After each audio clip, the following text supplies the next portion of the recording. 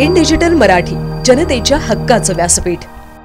बदलापूरच नव्हे तर संपूर्ण ठाणे जिल्ह्यासाठी अभिमानाची बातमी समोर आली आहे।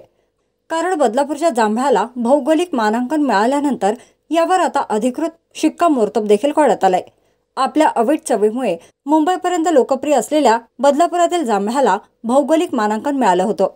मात्र आता यावर अधिकृत शिक्कामोर्तब करण्यात आल्याने केंद्र सरकारच्या अधिकृत संकेतस्थळावर याची नोंद देखील करण्यात आली आहे। विशेष म्हणजे स्वातंत्र्य मिळाल्यानंतर ठाणे जिल्ह्यात मिळालेलं हे पहिलंच भौगोलिक मानांकन असून त्यामुळे बदलापूरच्या जांभळाची आता जागतिक पातळीवर दखल घेतली जाईल अशी भावना जांभूळ परिसंवर्धन संस्थेचे आदित्य गोळे यांनी व्यक्त केली आहे। बदलापूर आणि आजूबाजूच्या भागात जांभळाची जवळपास 250 झाडं आहेत। बदलापूर शहर आणि ग्रामीण भागात जांभळाचं मोठं उत्पादन घेऊन बदलापूरला जांभळाची बाजारपेठ तयार करण्याचं तसंच जांभळाचा बदलापूर ब्रँड तयार करण्याचे प्रयत्न जांभूळ परिसंवर्धन आणि समुदाय विकास संस्थेच्या माध्यमातून सुरू आहेत।